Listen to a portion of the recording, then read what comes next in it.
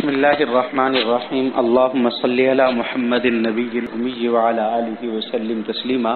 احباب گرامی، ہمارا یہ سنن ابی داؤد شریف جلد اول کا 62 سبق ہے، اور یہ سبق ہم پڑھیں گے باب المسح علی الجوربین۔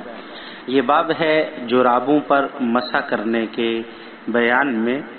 یہ پہلی حدیث نمبر 159 ہے۔ دیکھیے ذرا، یہ حدیث مغیرہ بن شعبہ رضی اللہ تعالی عنہ سے مروی ہے کہ رسول اللہ صلی اللہ علیہ وسلم نے وضو کیا اور پھر آپ صلی اللہ علیہ وسلم نے جوتے اور جراب پر مسح کیا۔ امام ابو داؤد علیہ رحمہ فرماتے ہیں کہ اس حدیث کو عبد الرحمن بن مہدی نے بیان نہیں کرتے۔ عبد الرحمن بن مہدی فرمائے کہ لا یحدث بہذہ الحدیث، وہ اس کو بیان نہیں کرتے۔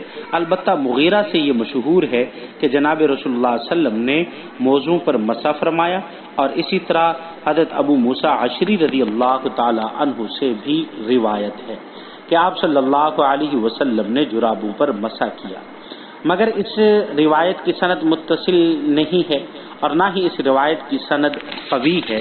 اسی طرح حضرت علی رضی اللہ تعالی عنہ اور حضرت ابن مسعود رضی اللہ تعالی عنہ اور حضرت برہ بن عازب رضی اللہ تعالی عنہ اور حضرت انس بن مالک رضی اللہ تعالی عنہ اور حضرت ابو امامہ اور حضرت سہل بن سعد اور حضرت عمر بن حریث رضی اللہ تعالی عنہم اور حضرت ابن عباس اور حضرت عمر فاروق رضی اللہ تعالی عمر بن خطاب رضی اللہ تعالی عنہ سے بھی اسی طرح روایت ہے۔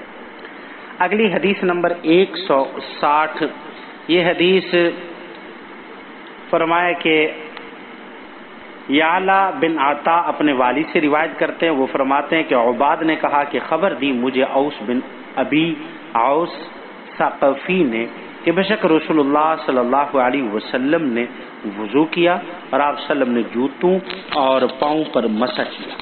حضرت عباد نے بیان کیا کہ رسول اللہ صلی اللہ علیہ وسلم ایک قوم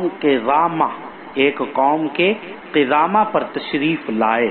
مسدد کی روایت میں قضامہ کا تذکرہ نہیں ہے، صرف یہ مذکور ہے کہ آپ صلی اللہ علیہ وسلم نے وضو کیا اور مسح کیا دونوں پاؤں اور دونوں جوتوں پر۔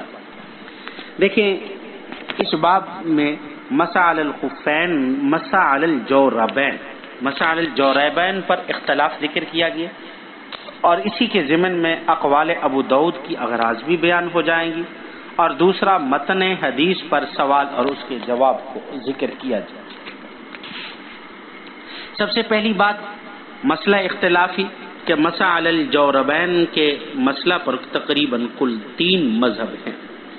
پہلا مذہب جمہور فقہا اور صحبین کا ہے کہ جمہور فقہا اور صحبین کے ہاں جرابوں پر مسح جائز ہے، بشرطے کہ سخی نین ہوں۔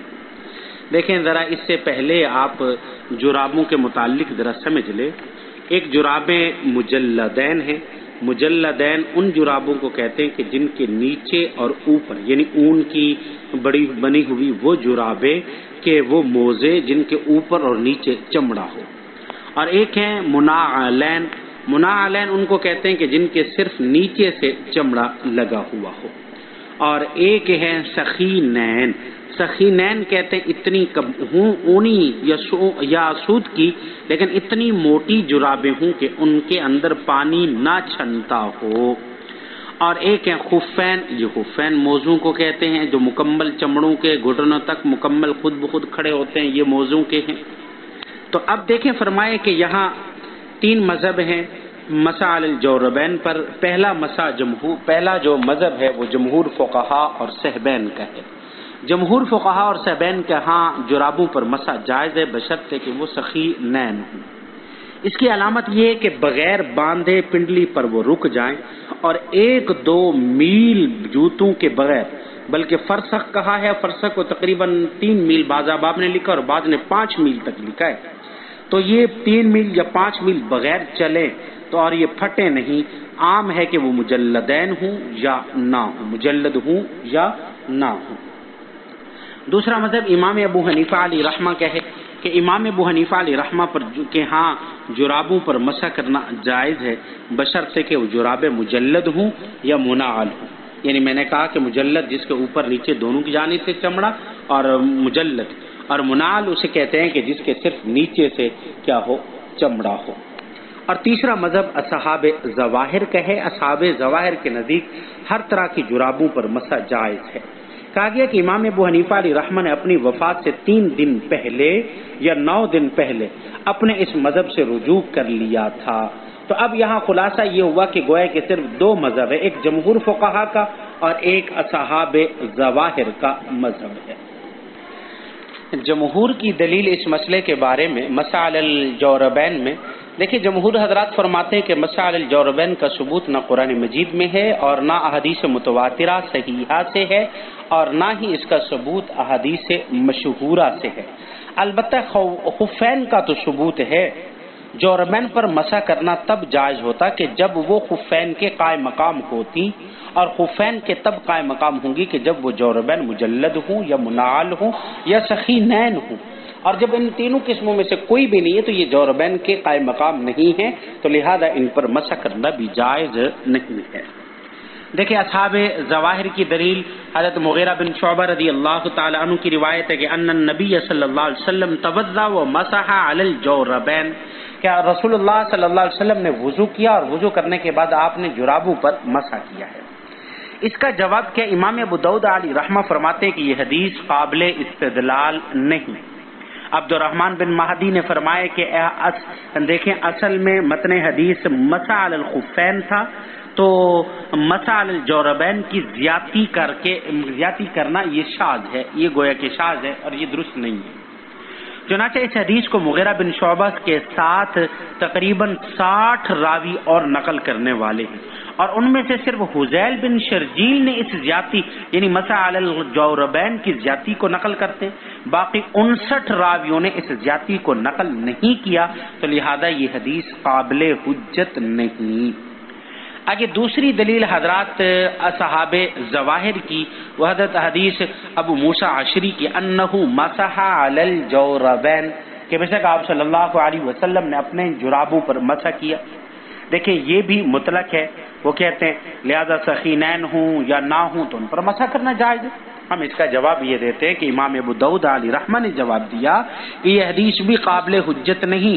اس کی سند یوں ہے کہ عن عیسیٰ بن سنان عن ضحاک بن عبد الرحمن عن ابی موسیٰ عشری، اور ضحاک کا ابو موسیٰ عشری سے سما ثابت نہیں ہے، اور عیسیٰ بن سنان بھی متکلم فی راوی ہیں، تو لہذا یہ حدیث قابل استدلال نہیں ہے.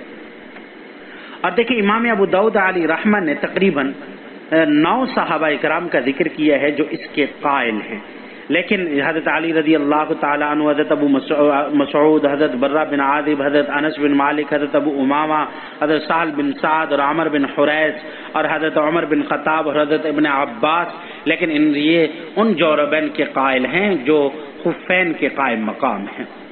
آگے دوسرا امر ایک سوال جو اور اس کا جواب دیکھیں، حدیث میں ہے مسح علی النعلین والجوربین، کہ آپ نے جوتوں پر اور جرابوں پر مسح کیا.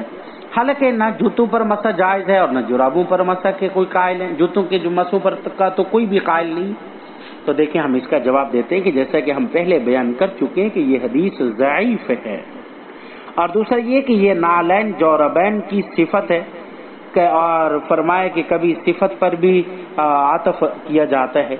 اور تیسرا جواب اس کا یہ کہ یہ اضافہ شاذ ہے کہ مغیرہ کے شاگردوں میں سے 59 نے اس اضافے کو ذکر نہیں کیا، اصل میں جوربین کا ذکر ہی نہیں ہے، تو اس وجہ سے یہ اضافہ شاذ ہے اور یہ حدیث قابل حجت نہیں ہے. اللہ رب العزت ہمیں عمل کرنے کی توفیق عطا فرمائے. وما علینا الا البلاغ.